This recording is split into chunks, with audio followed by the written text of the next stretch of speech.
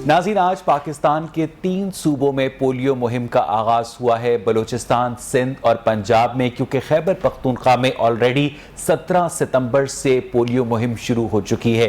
पाकिस्तान और अफगानिस्तान दुनिया के वो वाहिद ममालिक हैं जो कुछ मजहबी हजरात के फतवों की वजह से आज भी पोलियो से पाक नहीं हो सके। आज भी खैबर पख्तूनख्वा के और पंजाब के दही इलाकों की मसाजिद से इस तरह के फतवे नशर किए जाते हैं कि अपने बच्चों को पोलियो कतरे पिलाना हराम है, जिसकी वजह से बहुत सारे लोग हिचकिचाहट का मुजाहरा करते हैं। और अब हुकूमत पाकिस्तान की जानिब से उलमाए कराम को एतमाद में लेकर एक मैसिव कैंपेन लॉन्च की गई है। और जो लाहौर में कैंपेन लॉन्च की गई है, इसका मकसद ये है कि 18 लाख बच्चों को पोलियो के कतरे पिलाए जाएंगे। और ना सिर्फ पोलियो के कतरे पिलाए जाएंगे बल्कि विटामिन ए की एडिशनल डोज भी दी जाएगी, जो कि इन बच्चों की इम्यूनिटी को इंक्रीज करेगी, इन बच्चों की कुव्वत मुदाफियत में इजाफा करेगी। अब सवाल ये पैदा होता है कि आखिर हम जब आलमी इदारों से इमदाद लेते हैं, उनसे हम पोलियो वैक्सीन लेते हैं, हम उनसे कोरोना वैक्सीन भी ले रहे हैं, लेकिन जो पोलियो वैक्सीन है वो एक तवील अरसे से पाकिस्तान में आ रही है। बहुत सारे ऐसे वाकयात रिपोर्ट हो चुके हैं जिनमें पोलियो वर्कर्स पर हमले होते हैं। ये पोलियो वर्कर्स सिर्फ पोलियो वर्कर्स नहीं होते, ये पोलियो वर्कर्स मसीहा होते हैं जो आपको, मुझे, मेरे और आपके बच्चों को लंगड़ा कर चलने से, उम्र भर की माजूरी से निजात दिलाते हैं। इन पोलियो वर्कर्स के ऊपर भी हमले किए जाते हैं और ये पोलियो वर्कर्स पर डिमांड करते हैं सिक्योरिटी, और वो जो सिक्योरिटी हुकूमत की जानिब से प्रोवाइड की जाती है वो अक्सर काफी नहीं होती। इस सारे मामले पर आज के प्रोग्राम के इस पहले सेगमेंट में हम बात करेंगे। मेरे साथ स्टूडियोज में मौजूद है मोहतरम नासिर सलमान साहब, रहनुमा पाकिस्तान तहरीक इंसाफ के, और टेलीफोन लाइन पर मुझे ज्वाइन किया है मोहतरम मियां नवीद ने, डिप्टी ब्यूरो चीफ हैं लाहौर रंग के। नवीद, मैं आपसे गुफ्तगू का आगाज करूंगा। ये बताइएगा कि इस दफा जो खासतौर पर लाहौर में पोलियो कैंपेन लॉन्च की गई है, उसमें पोलियो वर्कर्स को मसाइल का सामना है, उन्हें अलाउंसेस दिए जा रहे हैं, टाइम पर सिक्योरिटी दी जा रही है? नवीद, अवैस बिल्कुल जो है वो अनाउंसमेंट की अगर बात करें तो ये डेली वेजेस मुलाजमीन है जो पोलियो मुहिम में काम कर रहे हैं, इनकी 3 से 4-5 माह की जो सैलरी है ये पेंडिंग होती है। हर मरतबा जो है वो ये पेंडिंग रखते हैं। इनको जो है वो इनकी डेली वेजेस के ऊपर जो रखे गए इनको जो है वो अदायगी नहीं करते। ये हर माह ऐसा ही सिलसिला चलता रहता है हर कंपेन में। तो ये एक बहुत बड़ा मसला है। दूसरा, सिक्योरिटी का अगर मसला करें तो अभी भी जो है वो इस सदी में अभी भी जो हमारे मुल्क में, हमारे लाहौर में लोग जो है वो इनकार करते हैं और जो केसेस आते हैं सामने, लेकिन सिक्योरिटी का अगर देखा जाए तो सिक्योरिटी भी नहीं दी जाती। तो ये सारे मामले हैं, ये मामला। अच्छा नवीद, ये बताइएगा कि लाहौर के कौन से इलाके हैं जिनके सिवरेज सैंपल से पोलियो के नमूने अक्सर बरामद होते हैं, और जिन इलाकों में पोलियो की मौजूदगी के शवाहिद मिले, अगर हम स्पेसिफिकली लाहौर की बाट करें? आउट फार्म रोड के ऊपर जो है, जो नाला, जो ड्रेन है, वहां से ये सैंपल लेते हैं अक्सर साथ, और वो जो है वो पॉजिटिव भी आते हैं। तो ये सारी सूरतें वहां पर जो है वो जब भी ये सैंपल लेते हैं तो ये सिलसिला चलता रहता है, कभी पॉजिटिव, कभी नेगेटिव, कभी पॉजिटिव, कभी नेगेटिव। तो ये सारा सिलसिला कभी इंतहाई करीब आप पहुंच जाते हैं कि पोलियो जो है वो एरेडिकेट हो जाएगा, लेकिन कभी फिर जो केसेस आना शुरू हो जाते हैं। तो ये इसके ऊपर जो है वो मिला जुला रद्द-ए-अमल है। ये सारे अच्छा, ये बताइएगा कि नवीद, जब आलमी बरादरी की जानिब से पोलियो कैंपेन के लिए करोड़ों डॉलर दिए जाते हैं, गवर्नमेंट ऑफ पाकिस्तान को पोलियो की वैक्सीन भी दी जाती है, तो इन पोलियो वैक्सीन को एडमिनिस्टर करने के लिए जो स्टाफ है, इसकी सैलरीज क्यों नहीं टाइम पर गवर्नमेंट की जानिब से डिस्पर्स की जाती? वैसे ये जो मामला है एक दूसरे पर डाल देते हैं कि जी इनका जो है वो पोलियो प्रोग्राम पंजाब की अगर बात करें तो वो जो है वो जिला इंतजामिया के ऊपर या डिस्ट्रिक्ट हेल्थ अथॉरिटी के ऊपर डाल देते हैं। ये दोनों एक दूसरे पर मलबा डाल देते हैं। लेकिन ये बात कन्फर्म है कि इन बेचारे मुलाजमीन को, जिनको इतना बड़ा प्रोग्राम जो कि हम वज़ीर आज़म पाकिस्तान से लेकर तमाम लोग ये कहते हैं कि पोलियो का खात्मा पाकिस्तान से जरूरी होना चाहिए और ये बहुत जरूरी है, और ये पोलियो के कतरे बच्चों को पढ़ाते हैं, लेकिन इनकी अपनी सैलरी जो है उनको नहीं दी। एग्जैक्टली नवीद, जरा यहाँ पर तवक्कुफ कीजिएगा। मैं नासिर सलमान साहब से भी उनकी इनपुट ले लेता हूँ। नासिर साहब, आज से तकरीबन कुछ माह पहले 30 मई को मैं कोरोना वैक्सीन लगवाने, ये जो यूनाइटेड क्रिश्चियन हॉस्पिटल है लिबर्टी राउंड अबाउट के ऊपर, वहां पर मैं गया, मैंने कोरोना वैक्सीन लगवाई। तो मुझे वहां पर काम करने वाले ورکر نے بتایا جس نے مجھے ویکسین ایڈمنسٹر کی، اس نے مجھ سے پوچھا کہ آپ میڈیا پر کام کرتے ہیں، میں نے کہا جی کام کرتے، کہنے لگا ہمیں 4 مہینے سے تنخواہیں نہیں ملی ہیں. یہ 30 مئی کی بات ہے ناصر صاحب. ابھی آپ کے سامنے میاں نوید بتا رہے ہیں کہ جو آپ لوگوں نے پولیو کیمپین لانچ کی ہے، ان ورکرز کو بھی تنخواہیں نہیں ملی ہیں. آخر ان بیچاروں کا کیا قصور ہے ناصر صاحب؟ بسم اللہ الرحمن الرحیم. سب سے پہلے تو میں بڑا شکر گزار ہوں کہ آپ نے آج کا جو پروگرام ہے وہ بڑے اہم ایشو کے اوپر رکھا ہے. جہاں تک یہ پولیو کے ورکرز کے متعلق آپ نے ان کی سیلریز جو پے نہیں ہوئیں اس کے حوالے سے بات کی ہے، تو اصل میں تو اس طرح کا کوئی جو معاملہ ہے میرے نالج میں نہیں ہے. لیکن جہاں تک پولیو ورکرز کے متعلق آپ کو میں بتاتا چلوں کہ یہ جو ہمارا میونسپل سسٹم ہے، جو کارپوریشنز ہیں، مختلف ٹاؤن کمیٹیز ہیں، وہاں پر ہم ٹیمپریریلی بنیادوں کے اوپر پولیو کے ورکرز کو بھرتی کرتے ہیں 89 ڈیز کے کانٹریکٹ پر، اور یہ سم ٹائم اس کو ریگولرائز بھی کر دیا جاتا ہے. لیکن جو پولیو کے ورکرز کے متعلق ابھی نوید صاحب نے بات کی ہے کہ ان کو 4 ماہ سے سیلریز نہیں ملی، تو یہ اس کو دیکھنا پڑے گا اور اس کے متعلق انکوائر کرنا پڑے گا کہ یہ کہاں پر اس طرح کا معاملہ ہوا ہے. کیونکہ میں ایز اے وائس چیئرمین وزیر اعلیٰ شکایت سیل پنجاب، آفس بھی میرا ٹاؤن ہال پہ ہے، تو وہاں سے ایسی کبھی کوئی شکایت آئی نہیں ہے کہ کسی بندے نے یہ شکایت درج کروائی ہو کہ وہ کانٹریکٹ پہ کام کر رہا ہے، ڈیلی ویجز پہ کام کر رہا ہے، تو اس کو 4 مہینوں سے، کیونکہ یہ کافی لمبا عرصہ ہے، اس کے بغیر سیلری کے کام کرنا اور اپنی زندگی کو رن کرنا، یہ خود بھی ایک بڑا عجیب سی بات لگتی ہے. تو میں یہ سمجھتا ہوں کہ اس حوالے سے جو چیزیں ہیں ایسا کوئی معاملہ ہی نہیں ہے. نہیں، میرے نوٹس میں نہیں ہے. میں نے آپ کو بتایا کہ بحیثیت وائس چیئرمین وزیر اعلیٰ شکایت سیل میرے نوٹس میں ایسا کوئی معاملہ آیا بھی نہیں ہے. پرسنلی بھی آپ کو نہیں کسی نے بتایا کبھی؟ نہیں، پرسنلی کا مطلب یہ ہے کہ میں اس پہ ایکشن کرتا اور ان لوگوں کی جو درخواست اگر آپ کے پاس کوئی شکایت نہ آئے اور آپ کو خود کسی مسئلے کا پتہ چلے تو آپ اسے بھی اپنی شکایت سے یہ آپ نے جیسے مجھے بتایا ہے، تو اصل میں نوید صاحب کو جب آپ دوبارہ لائن پہ لیں گے تو وہ بتائیں گے کہ اصل میں یہ پولیو ورکرز جن کے متعلق انہوں نے بتایا ہے کہ 4 مہینے کی ان کو سیلری نہیں دی گئی، یہ واقعہ کون سے اسپیسیفائڈ ٹاؤن کا ہے. تو ڈیفینیٹلی اس کے متعلق نوید آپ کو آواز آ رہی ہے؟ نوید آپ کو آواز آ رہی ہے؟ کام کرنے کے لیے ہم نوید ذرا ناصر سلمان صاحب کو بتائیے گا کہ وہ پوچھ رہے ہیں کہ یہ کون سے ٹاؤن کے ہیلتھ ورکرز ہیں جنہیں پچھلے 4 ماہ سے سیلری نہیں ملی. کیونکہ ہماری جو اطلاعات ہیں ان کے مطابق جو تمام ہیلتھ ورکرز ہیں جو کہ کرونا ویکسین لگاتے ہیں، جو کہ پولیو ویکسین ایڈمنسٹر کرتے ہیں، ان کے لیے بھی یہی ورکرز ہیں. تو بالکل ڈیفرنٹ ہوتے ہیں. نہیں، ان کے لیے بھی یہی ورکرز ہیں. ذرا میری بات سن لیں. آج جو ہمارے ہاں ڈینگی کے حوالے سے ہم نے بھرتیاں کی ہیں، اس کے علاوہ پولیو کے حوالے سے بھرتیاں کی ہیں، لیکن کرونا ان کا جواب کے حوالے سے یہ کسی ایک ٹائم کا مسئلہ ہے یا پورے شہر کا مسئلہ ہے یا پورے صوبے کا مسئلہ ہے؟ لوگ پوائنٹ کیے جاتے ہیں. مسئلہ ہے سلمان صاحب کو میں بتانا یہ چاہتا ہوں کہ یہ تو اب معمول بن چکا ہے. اس کی خبریں میں سب سے سناتا رہا ہوں کہ آپ ہر گرمی حکومت کی جانب سے آئی ہے، کسی نے نوٹس نہیں دیا.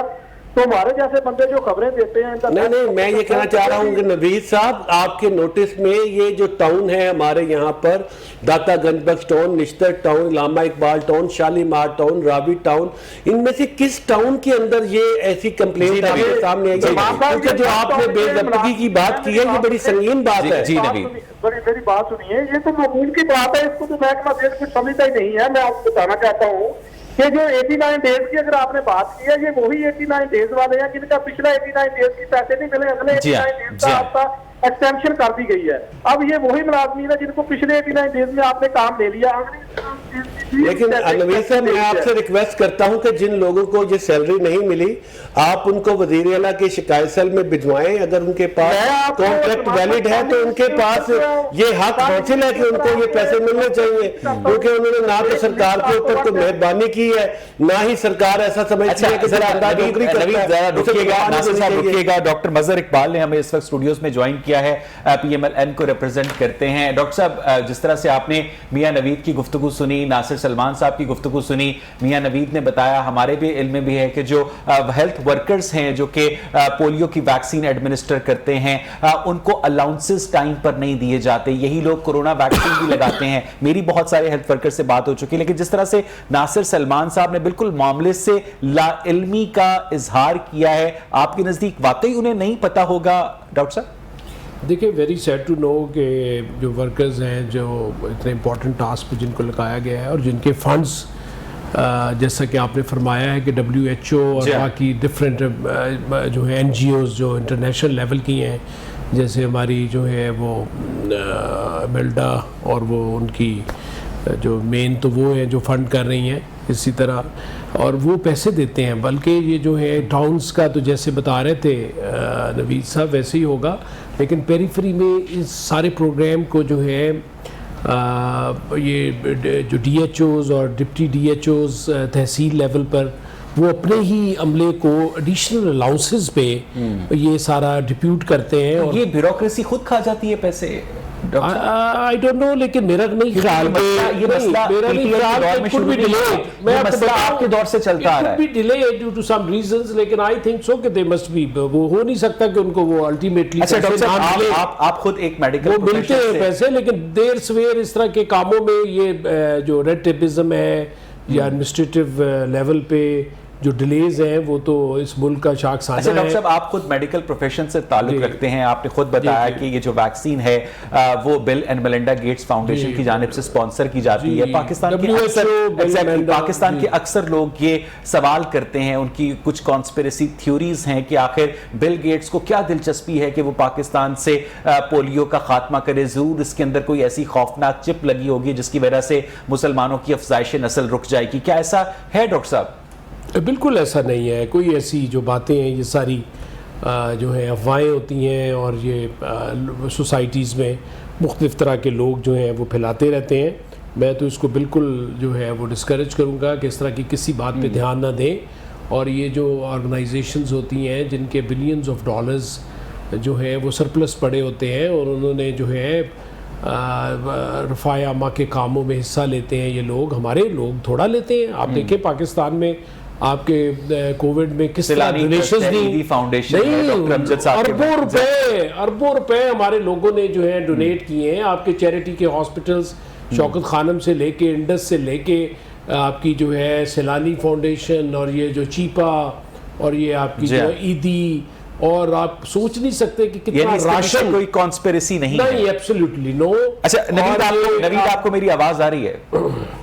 جی نوید آپ کو یاد ہوگا کہ کچھ سال پہلے آپ نے خبر بریک کی تھی کہ گلشن راوی کے گندے نالے سے لاہور میں جو پولیو ویکسین استعمال بھی نہیں ہوئی وہ پولیو ورکرز کی جانب سے وہاں پر پھینک دی گئی تھی اور انوینٹری میں دکھایا گیا تھا کہ وہ پولیو ویکسین ایڈمنسٹر کر دی گئی ہے. کیا اس طرح کے واقعات اب بھی رپورٹ ہوتے ہیں نوید؟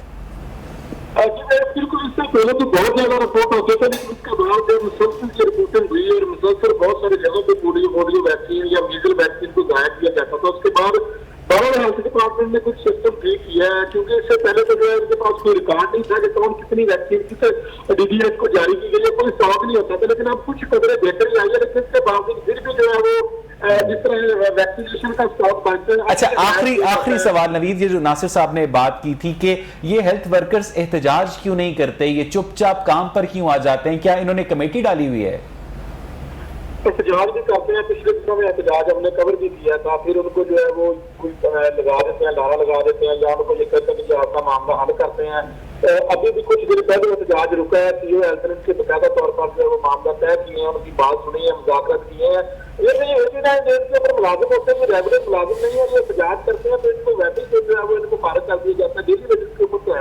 بہت بہت شکریہ میاں نوید. ناظرین مجھے یہاں پر آج کا یہ والا سیگمنٹ کلوز کرنا ہے لیکن جانے سے پہلے میں ایک فوڈ فار تھاٹ دینا چاہتا ہوں کہ کیا آپ نے کبھی پولیس ملازمین کو دیکھا ہے اپنے ڈیوز الاؤنسز کے لیے روتے ہوئے؟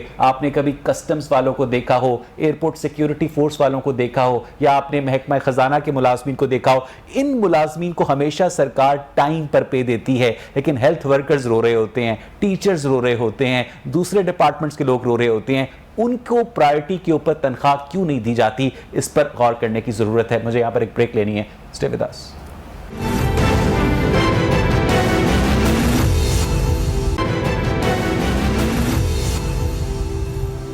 ویلکم بیک ناظرین. 2018 کے انتخابات میں جو سب سے بڑا الزام عائد کیا گیا تھا وہ یہ تھا کہ اس الیکشن کو شفاف طریقے سے ہینڈل نہیں کیا گیا. اس میں RTS سسٹم بیٹھ گیا, اس میں ایک باقاعدہ منظم طریقے سے دھاندلی کی گئی جس کے باعث PMLN کو شکست ہوئی ان تمام ترقیاتی کاموں کی وجہ سے جو کہ اس نے اپنے 5 سالہ دور اقتدار میں مکمل کیے. پھر گورنمنٹ کی جانب سے ایک برین چائلڈ انٹروڈیوس کروایا گیا جس کا نام تھا electronic voting machine. Election commission of Pakistan نے اس الیکٹرانک ووٹنگ مشین کے اوپر 37 تحریری تحفظات کا اظہار کیا. سینٹ کی قائمہ کمیٹی برائے پارلیمانی امور نے اس الیکٹرانک ووٹنگ مشین کو مسترد کر دیا یہ کہہ کر کہ اسے ٹیمپر کیا جا سکتا ہے. وزارت سائنس اینڈ ٹیکنالوجی جو آج کل شبلی فراز صاحب کے پاس ہے, ان کی وزارت نے اس EVM کا سورس کوڈ الیکشن کمیشن کو دینے سے انکار کر دیا, جس کے بعد الیکشن کمیشن نے کہا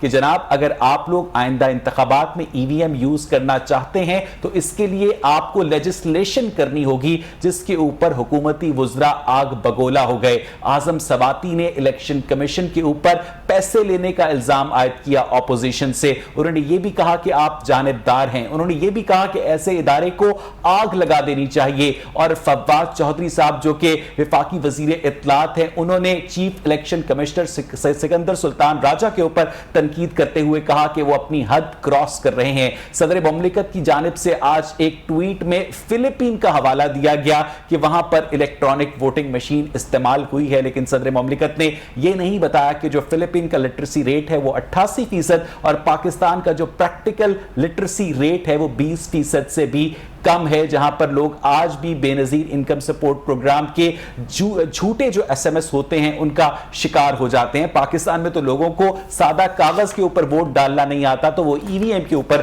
کیسے ووٹ ڈالیں گے, اس پر اس سیگمنٹ میں بات کرنا چاہوں گا. میرے ساتھ اس وقت ٹیلی فون لائن پر جوائن کیا ہے محترم قمر دلشاد صاحب نے, سابق سیکرٹری ہیں الیکشن کمیشن آف پاکستان کے. قمر دلشاد صاحب, آپ کو میری آواز آ رہی ہے؟ ماشاءاللہ بہت خوبصورت بول رہے ہیں آپ. قمر دلشاد صاحب, کہیے گا کہ آپ کیا سمجھتے ہیں کہ جو الیکٹرانک ووٹنگ مشین اس وقت وجہ نزاع بنی ہوئی ہے گورنمنٹ اور الیکشن کمیشن کے درمیان, اور چیف الیکشن کمشنر کے خلاف سپریم کورٹ میں کبھی درخواست جا رہی ہے, کبھی ان کی ذات پر حملے کیے جا رہے ہیں, کبھی جو الیکشن کمیشن کے ممبرز ہیں انہیں ارج کیا جا رہا ہے کہ وہ الیکشن کمیشن کی پالیسیز کو ریگو کریں, آپ سمجھتے ہیں کہ یہ معاملہ کس کروٹ بیٹھے گا؟ اصولی طور پر وفاقی حکومت نے, وزیر اعظم نے اور ان کی وقار کابینہ نے الیکشن کمیشن میں پاکستان پر جس انداز سے یدغار کیا ہے, حملہ کیا ہے, اس سے الیکشن کمیشن کا جو ہے غیر جانبداری کا امیج بہت بلند ہو گیا.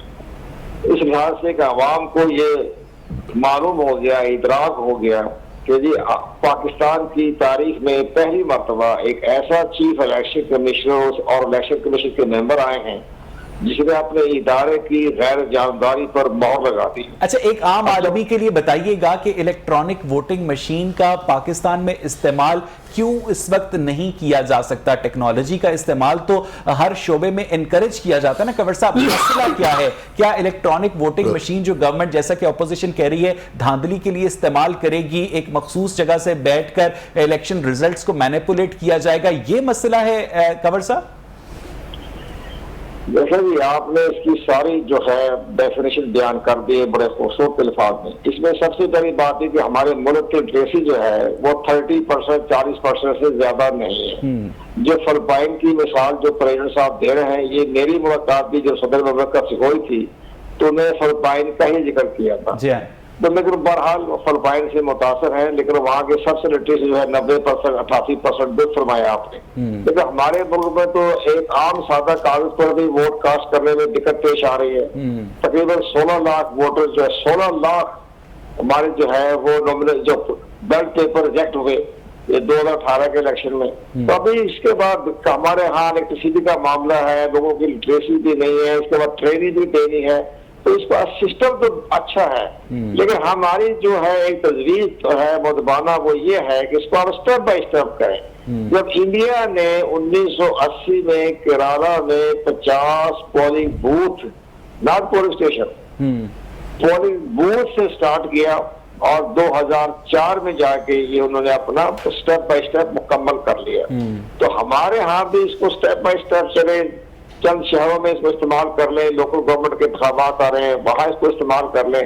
جب یہ پوری طرح عوام میں روشناس ہو جائے تو ملک میں, پورے ملک میں اس کو نافذ کرنے میں کوئی حرج نہیں. ٹھیک ہے کنور صاحب, میں واپس آپ کے پاس آتا ہوں. ڈاکٹر مظہر اقبال, یہ ایک بہت ہی آج کل سنجیدہ اور سینسٹیو ایشو بنا ہوا ہے الیکٹرانک ووٹنگ مشین کا, جس طرح سے وفاقی وزراء کی جانب سے الیکشن کمیشن کو متنازع بنایا جا رہا ہے. آپ سمجھتے ہیں کہ اس طرح سے گورنمنٹ اپنی بات منوا پائے گی ڈاکٹر صاحب؟ جی بالکل نہیں. یہ دھونس اور دھاندلی سے دھونس سے اور زبردستی اور جبرن تو یہ کام ہو نہیں سکتا, نہ ہونا چاہیے. اس طرح کی جتنی بھی قانون سازی ہے یا جو امینڈمنٹس ہیں وہ بڑی کنسنسس کے ساتھ مل بیٹھ کر اور یونینیمسلی ہونی چاہیے, تاکہ لوگوں کا جو ہے الیکشن کمیشن پر بھی اعتماد بحال رہے اور ہمارے ووٹنگ سسٹم پر اور اس سارے سسٹم میں. لیکن جیسا کہ آپ نے بھی فرمایا ہے کہ ابھی یہ جو ہے بالکل انفینسی میں ہے ہمارا لٹریسی ریٹ کے لحاظ سے, اور دھاندلی جو ہے it's not only the at the day of the polling کہ آپ نے وہ جو ہے کاسٹنگ اور بیلٹ پیپرز میں تبدیلی ہی صرف دھاندلی کا اور اس کو روکنے کا صرف ایک ہی طریقہ نہیں ہے. یہ تو پری پول ریگنگ سے لے کے پوسٹ پول ریگنگ تک چلتی ہے اور الیکشن ڈے پہ بھی ہوتی ہے. تو یہ سارے عوامل جو ہیں اس میں تو سب سے امپورٹنٹ جو ہمارا مطالبہ ہے, جی پلیز بات پوری کریں. ہمارا تو یہ مطالبہ ہے کہ پری پول ریگنگ سے شروع کر کے پہلے تو جو کھیل کا میدان ہے, جو الیکٹورل فیلڈ ہے, وہ اس پہ سب کو کھیلنے کی برابر کی اجازت ہونی چاہیے. آپ کے خیال میں عمران خان وزیر اعظم کو دلچسپی کیا ہے الیکٹرانک ووٹنگ مشین سے؟ وہ اس کو اتنا زیادہ انڈورس کیا کر رہے ہیں؟ پی ٹی آئی کا اس کے اندر مفاد کیا ہے ڈاکٹر صاحب؟ دھاندلی ہے اور کیا ہے. کارکردگی تو ان کو اپنی پتہ ہے. یہ ابھی کنٹونمنٹ بورڈ کے الیکشنز میں, بائی الیکشنز میں ان لوگوں نے دیکھ لیا ہے. اب یہ کوئی طریقہ ایسا سوچ رہے ہیں. الیکٹرانک ووٹنگ مشین کو یوز تو الیکشن کمیشن آف پاکستان کرے گا نا, اور انکار کر رہا ہے نا, وہ تو انکار کر رہا ہے اور انہوں نے اپنے تحفظات کا اظہار بھی کر دیا ہے. آج کے دور میں, آج الیکشن ہوا ہے رشیا میں, اور وہاں پر یہ جو ووٹنگ ہے الیکٹرانک, حالانکہ وہ دوسری تھی لیکن کچھ انہوں نے رشین پریزیڈنٹ نے آن لائن اپنا ووٹ ڈالا ہے. That was has become the controversial. آپ کو پتا ہے آج کی بی بی سی اور سی این این کی نیوز پہ آج رشیا کی الیکٹرانک ووٹنگ پہ کتنا شور مچا ہوا ہے.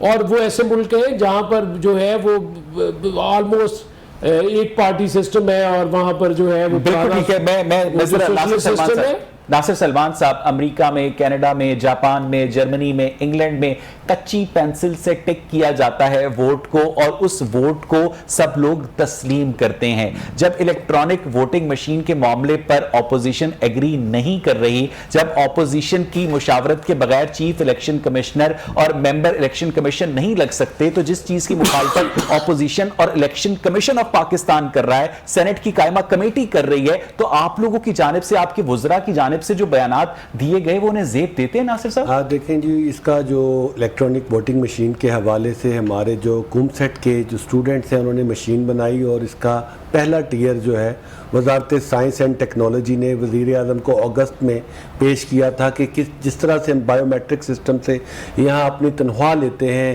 ہم بینک سے پیسے لیتے ہیں اور نادرا کے کارڈز بنواتے ہیں, اسی طرح سے اس سسٹم سے ہم ووٹ بھی کاسٹ کر سکتے ہیں. دیکھیں اس حوالے سے جو ہماری حکومت نے اس وقت اپوزیشن کو اس حوالے سے بات چیت کی دعوت دی, جو انہوں نے بغیر دیکھے اور بغیر کسی بحث کے اس کو ریجیکٹ کر دیا.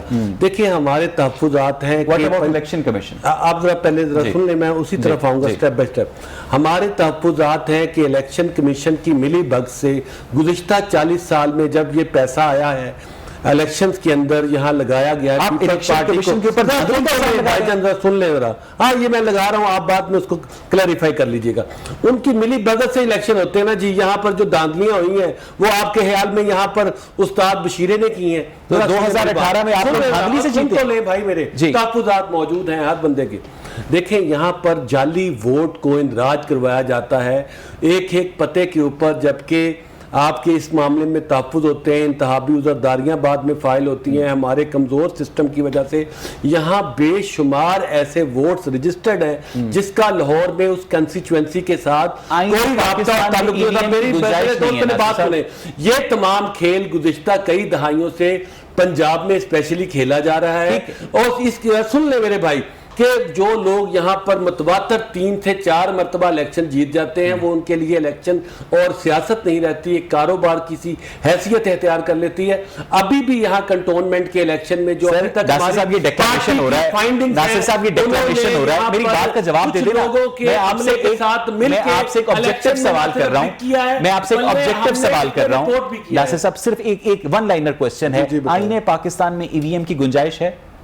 آئین پاکستان میں کس کی؟ ای وی ایم الیکٹرانک ووٹنگ مشین کی گنجائش ہے؟ دیکھیں میرے بھائی، آئین پاکستان میں الیکٹرانک ووٹنگ مشین کی جو آپ کہہ رہے ہیں پرویژن موجود ہے. ہر وہ چیز جو پاکستان کے لوگوں کے مستقبل کو محفوظ بنانے کے لیے ان کو ایسے لوگوں کے جو سیاست اپنے گھر کی کھیل بنائے ہوئے ہیں ان سے بچانے کے لیے حکومت کا یہ فرض ہے کہ جناب ایسے لوگوں کو بچایا جائے، کیونکہ پاکستان ناصر صاحب یہ تقریر ہے نا. ناصر صاحب میں آپ سے ایک سوال کر رہا ہوں، آپ مجھے بڑے آرام سے اس کا جواب دیں. الیکشن کمیشن کہتا ہے کہ لیجسلیشن کر لیں اور کروا لیں. نہیں دیکھیں، الیکشن آپ لیجسلیشن نہیں کر رہے. دیکھیں الیکشن کمیشن ایک ادارہ ہے، حکومت کا یہ پروگیٹو ہے کہ آپ ہمارے کسی بھی جو چیز ہم انٹروڈیوس کرانا چاہتے ہیں، یہ حکومت کا پروگیٹو نہیں ہے.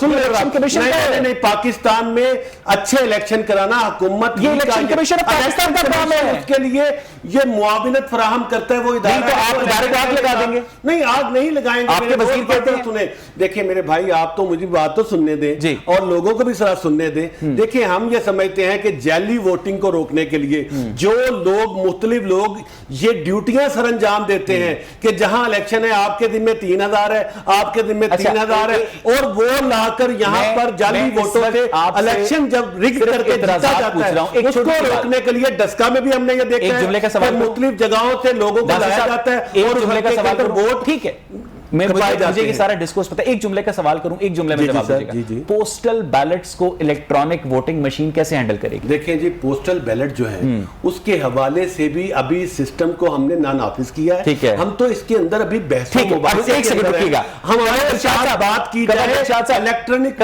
مشین پاکستان کے لوگوں کو اس اپریز سے. کنور دلشاد صاحب، آپ نے ناصر صاحب کی باتیں سنی ہیں؟ خاندانوں نے جرگمال بنایا ہوا ہے. کنور دلشاد صاحب، آپ نے ناصر صاحب کی باتیں سنی ہیں؟ میں نے گفتگو سن لی ہے کہ آپ اپنی پارٹی کے مفادات کے تحت آدمی بات کرتا ہے، وہ ان کا رائٹ ہے. تو لیکن مسئلہ یہ ہے کہ مدر اقبال صاحب جب بات کی، انہوں نے ٹیکنیکل بات کی، ہم بھی ٹیکنیکل بات کر رہے ہیں. ہمارا ایک سمپل سا سوال ہے کہ الیکٹرانک ووٹنگ مشین کی اونرشپ جو ہے وہ الیکشن کمیشن پاکستان کے پاس ہے. اب الیکشن کمیشن پاکستان نے جو اعتراضات لگائے ہیں اس میں تقریباً 10 یا 12 اعتراضات جو ہیں وہ بڑے سالڈ ہیں. تو ہماری منسٹری کو، سائنس ٹیکنالوجی کو، جو بڑے بڑے جو آئی ٹی کے ایکسپرٹ ہیں اس کا وہ ازالہ کر دیں. الیکشن کمیشن حکومت تمام مل کے بیٹھ کے فیصلہ کر لیں. تو جب الیکشن کمیشن مطمئن ہو جائے کہ ہاں جی بالکل ہمارا آئین اور قانون کے مطابق یہ درست ہے، تو پھر اس کی اونرشپ الیکشن کمیشن کر لے گا. اس سلسلے میں میٹنگ ہوئی بھی اور الیکشن کمیشن کے سوالوں کے جواب نہیں دے سکے وزارت سائنس اور ٹیکنالوجی والے کنور دلشاد صاحب. وزارت سائنس ٹیکنالوجی انہوں نے الیکشن کمیشن کے سوالوں کا جواب نہیں دیا. وہ باہر ٹی وی میں بیٹھ کے تو بڑے بیچارے اپنی باتیں کر جاتے ہیں، لیکن اندر جو الیکشن کمیشن میں جب وہ سوال جواب کرتے ہیں تو ان کا سوالات کا وہ جواب نہیں دے سکتے. اس لحاظ سے بیٹھ کے تصویر سے کر لیں تاکہ تمام حالات کو دیکھتے ہوئے کریں. اس میں لڑائی جھگڑا کرنا یا اور یہ جو فواد چودھری کی جانب سے اور اعظم سواتی کی جانب سے بہت سخت بیانات دیے گئے ہیں الیکشن کمیشن کے خلاف، ان کے خلاف کوئی کارروائی نہیں بنتی اس پر کنور صاحب؟ الیکشن کمیشن کے پاکستان کے پاس اختیارات تو بہت زیادہ ہے، لیکن ابھی وہ سٹیپ بائی سٹیپ چل رہے ہیں. ابھی تو صرف نوٹس جاری کیا ہے، وہ بھی بڑے نرم لفظ میں کیا ہے. اب اسی طرح کے بیانات چلتے رہے تو جب الیکشن کمیشن پاکستان نے آئین کے آرٹیکل 204 کے تحت کارروائی کرنی چاہیے، یہ ان کی صوابدید پر ہے، تو پھر ان کو وہ ڈسکوالیفائی بھی کر سکتے ہیں، ان کو سزا بھی دے سکتے ہیں، ان کو تاحیات بھی نہل قرار دے سکتے ہیں. یہ الیکشن کمیشن کے پاس اختیارات. اس بات کا ڈر نہیں ہے فواد چودھری اور اعظم سواتی صاحب کو کنور صاحب؟ بلکہ اب الیکشن کمیشن کی اپنی صوابدید ہے نا، ہم تو ان کو آئین کا حوالہ دے رہے ہیں. آئین کے تحت اختیارات تو ہیں. اگر اختیارات میں بروئے کار لا کے ان کو نہل قرار دے دیا تو 2.5 लाख हो सकता है। सुप्रीम कोर्ट ऑफ पाकिस्तान में अपील दायर करने का हक है, वो अपील दायर कर दें। कादिर साहब जरा रुकिएगा। डॉक्टर मजहर, जिस तरह से नासिर सलमान ने अपनी गुफ्तगू में कहा कि चंद खानदानों ने पूरे पाकिस्तान के इंतखाबात को यरगमाल बनाया हुआ था, तमाम इंतखाबात में धांधली हुई, 2018 के इंतखाबात में धांधली हुई, इसका मतलब ये है कि इनकी हुकूमत भी धांधली के नतीजे में बनी, और इस कंसेंसस को डेवलप करने के लिए अगर ये लोग ईवीएम लाना चाहते हैं तो आप लोग गवर्नमेंट के साथ बैठकर बात करने पर भी आमादा नहीं है डॉक्टर साहब? देखिए, ट्रैक रिकॉर्ड जो है गवर्नमेंट जिस तरीके से ये इसको बुलडोज करना चाहती है, और बाकी भी जो कानून साजी इस वक्त असेंबलियों में हो रही है वो भी आपके इल्म में है कि सारी बुलडोज हो रही है, और जो कानून और बनता है उसका ऑर्डिनेंस उसपे कोई बहस नहीं होती, कोई मुबासा नहीं होता। बलदियाती आप एक्ट ले लें, 3 दफ़ा तरमीम कर चुके हैं, और इलेक्शन कमीशन ने कहा है कि ये काबिल अमल नहीं है। आपका जो नेबरहुड का और जो है एक्ट जो है, और वो दूसरा जो है पंचायत एक्ट, दोनों जो है वो विलेज काउंसिल, सॉरी पंचायत कह रहा हूँ, उस एक्ट को बलदियाती एक्ट का वो हिस्सा ही नहीं था, और वो कहते हैं कि इसको अब किस तरह ये इलेक्शन करवा दें, और उसको फिर उन्होंने अमेंडमेंट के लिए ने प्रपोज किया है। तो ये जो हरडली सारे काम करते हैं, इसके पीछे इनकी ये सारी, मैं जो समझता हूँ कि इनकी जो हिकमत अमली है वो ये है कि हम लोगों की तवज्जो हटाए रखें। जो बर्निंग इश्यूज़ महंगाई के हैं, लॉ एंड ऑर्डर के हैं, डेवलपमेंट के हवाले से हैं, फॉरेन पॉलिसी के हवाले से हैं, मुल्क की सिक्योरिटी के हवाले से आने वाले जो खदशात हैं उनसे तवज्जो हटाने के लिए इस तरह के बहसों मुबासों में ये कोई तरीका ही नहीं है कि फेडरल जो है मिनिस्टर्स आके वो इस तरह के इल्जामात लगाएं घटिया किस्म के कि वो मियाँ साहब की छड़ी है, और जो मियाँ साहब की वो जो है वो जो है इस तरह की, ये देखें ये बातें संजीदगी से होने वाली हैं। अगर आप संजीदगी से करेंगे तो इंशाअल्लाह, क्यों नहीं, हर बंदा चाहता है कि जितनी भी शफाफियत आए इलेक्शन में। हमारा तो ये अपोजिशन रहते हुए ये हमारा मुतालबा है। क्रिटिसिज्म ये आता है कि आप लोगों ने ऐवान सदर को पाकिस्तान ऑर्डिनेंस फैक्ट्री में तब्दील कर दिया है। जो लेजिस्लेशन आप पार्लियामेंट से मंजूर नहीं करवा सकते उसका आप ऑर्डिनेंस निकाल देते हैं। सेनेट के इलेक्शंस में भी आपने ये किया। अब बिजली के बिलों पर 35% एडवांस इनकम टैक्स आप लोगों ने नाफिज कर दिया है, वो भी सदारती ऑर्डिनेंस के जरिए। ईवीएम का भी आप लोग ऑर्डिनेंस ले आएंगे। आखिर आप लोग पार्लियामेंट को क्यों बाईपास करते हैं नासिर साहब? तो हमारे यहाँ पर पंजाब में हमने रिकॉर्ड कानून साजी की है थ्रू पार्लियामेंट के अंदर, थ्रू असेंबली के। आप अगर इसके मतलब प्रोग्राम करेंगे तो मैं आपके पास रिकॉर्ड की सूरत में लेके आऊँगा कि किस तरह से बुज़दार हुकूमत ने पंजाब में थ्रू पार्लियामेंट जो कानून साजी की है वो कभी भी मैच नहीं करती, जो वन मन शो है। देखिए, जो इस्लामाबाद के हवाले से है, इसके भी फैक्ट्स एंड फिगर्स को लाके ये बात साबित की जा सकती है कि जो हमने असेंबली के अंदर काम किया है वो पुरानी हुकूमतों से बहुत ज़्यादा है। जहाँ तक आप ये कहते हैं कि आर्डिनेंस को जो सदारत का जो हमारा ईवान है वो क्यों कर रहा है, तो देखें आईने पाकिस्तान में जो प्रोविजंस मौजूद हैं उसको उसके ऊपर अमल दरामद करना ये हुकूमत का इख्तियार है। अगर कहीं पर हम महसूस करते हैं कि वक्त की कमी की वजह से या मामले की जो अहमियत है उसकी नौइयत की वजह से किसी चीज़ को ऑर्डिनेंस के तौर में हम लेके आ सकते हैं तो आईने पाकिस्तान इसकी इजाजत देता है। तो इसको आप ये नहीं कह सकते। बहुत शुक्रिया नासिर सलमान साहब, मुझे आपके सवाल से करना है हुकूमत के ऊपर ये इल्जाम साहब। अभी हमारे साथ मजहर इकबाल साहब भी मौजूद है। नासिर, मुझे यहाँ पर ब्रेक लेनी है। जब हम ब्रेक से वापस आएंगे तो अपने प्रोग्राम का सिलसिला आगे बढ़ाएंगे। Stay with us.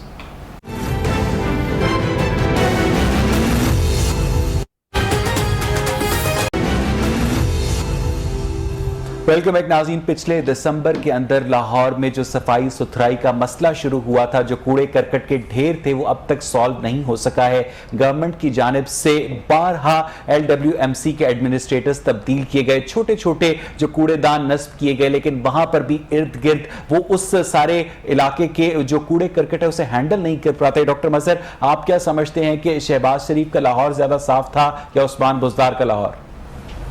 देखिए, बहुत सारी शिकायत आ रही हैं, मैं सोशल मीडिया पे भी देखता हूँ, और आपके लोकल जो लाहौर के न्यूज़ चैनल्स हैं उसमें भी बार बार ऐसी जो हैं वो तस्वीर भी देखने को मिलती हैं, आपने खुद भी देखी, और शिकायत भी सुनने को मिलती हैं। और बाज़ का जब कभी इस तरह के जो है इलाकों में जाने का इत्तेफाक होता है तो वाकई देखा जाता है कि रोड सड़कें टूटी हुई हैं, गटर उबल रहे हैं, और बहुत सारा जो है क्रिकेट और गर्द वो जो है वो जमा होता है।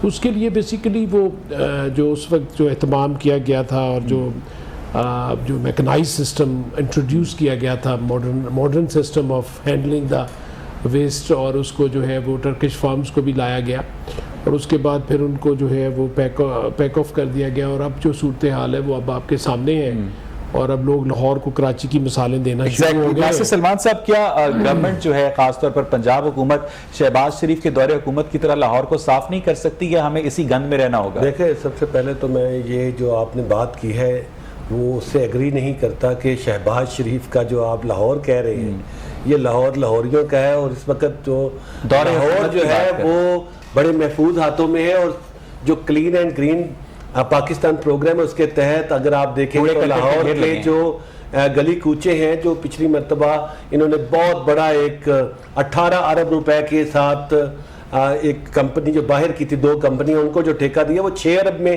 ہم کر رہے ہیں، بلکہ کچھ دنوں تک ہم نے ساری نہیں بالکل ہو رہا ہے، لیکن کہیں جگہ جگہ آپ دیکھیں بہت بڑا شہر ہے تو اس علاقے کا نام آپ مجھ سے کیا ہے اس کو، اور اس کو ری ڈیزائن کیا ہے، اس کے اندر تھوڑا سا ایک بہت بہت شکریہ ناصر صاحب، میرا وقت ختم ہو گیا۔ ڈاکٹر مظہر اقبال آپ کا۔ ناظرین، اگر باتوں سے لاہور صاف ہوتا تو اس وقت لاہور دنیا کا سب سے صاف شہر ہوتا۔ آج کا پروگرام دیکھنے کے لیے شکریہ۔